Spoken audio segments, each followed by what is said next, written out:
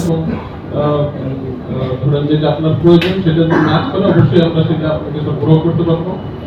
Apart from that আমার মনে হয় যে তথ্যগুলো শুধু যে অর্গানাইজেশন থেকে আসবে এমন না, কিন্তু কারণ এর সাথে স্বাস্থ্য সংশ্লিষ্ট অন্যান্য যে সমস্ত সরকারি বেসরকারি বিভিন্ন প্রতিষ্ঠান আছে আপনাকে হয়তো ওই সমস্ত জায়গায়ও যেতে হবে। সো ওইটার ব্যাপারে হয়তো আমরা সরাসরি হেল্প করতে পারবো না, বাট কোম্পানির অ্যাসপেক্ট থেকে এটা বলতে পারি যে আমরা যে কোম্পানি আমরা সহযোগিতা করবো।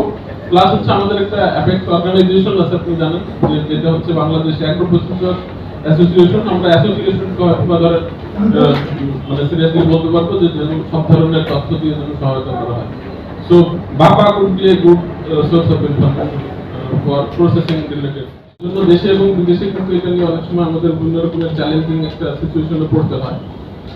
এটার একটা অন্যতম কারণ হচ্ছে একটা হচ্ছে সয়েল, তারপরে আমাদের ল্যাক অফ নলেজ, তারপরে হচ্ছে মোস্টলি ল্যাক অফ নলেজ এবং ইগনোরেন্স বলতে পারি। যেরকম ধরেন আমরা আমাদের এখানকার জলবায়ু দেওয়া হবে সেগুলি হচ্ছে মানে এগ্রিকালচার সেক্টর এবং অ্যাগ্রো প্রসেসিং সেক্টর ফোকাস করে। এটা সামনে এটার ফলে আরো বাড়বে, এমন হতে পারে যে সেখানে অ্যাগ্রোর বাইরেও কিছু অ্যাওয়ার্ড অ্যাড হবে। সেই কারণে আমরা অ্যাগ্রো শব্দটা আসলে টাইটেলে রাখি না, কারণ এটা ভবিষ্যতে আর একটু বৃহৎ করে করার পরিকল্পনা প্রাণা গ্রুপের আছে এবং ইয়ারের আছে। ড্রাফট নোটিশ তৈরি করছি, সেখানে আমরা লিখছি যে একজন রিপোর্টার সর্বোচ্চ 3টা রিপোর্ট জমা দিতে পারবে, এবং কিন্তু একজন রিপোর্টার সর্বোচ্চ একটা পুরস্কার পাবে। সেক্ষেত্রে প্রক্রিয়াজাত অথবা মাঠের কৃষি এরকম ধরাবাধা নিয়ে না ধরাবাধা নিয়ম নেই, কিন্তু রিপোর্টিং এ আমরা হচ্ছে আমাদের নোটিশে বিস্তারিত থাকে, যেটা একটু আমরা ফোকাসটা চাচ্ছি।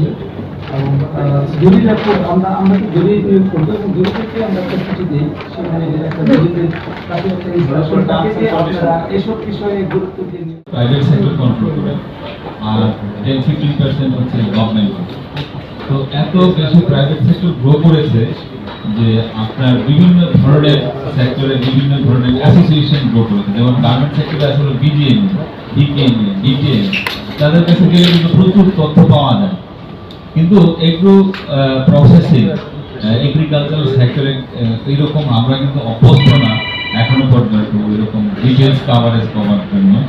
কিন্তু আমার অনুরোধ হচ্ছে যে এই আপনারা যারা বাপাতে আছেন, Bangladesh agro processing association, agro processor association, এইটাকে আপনারা একটু রিভাইভ করেন, আরো বেশি মানুষের কাছে পরিচিত করেন।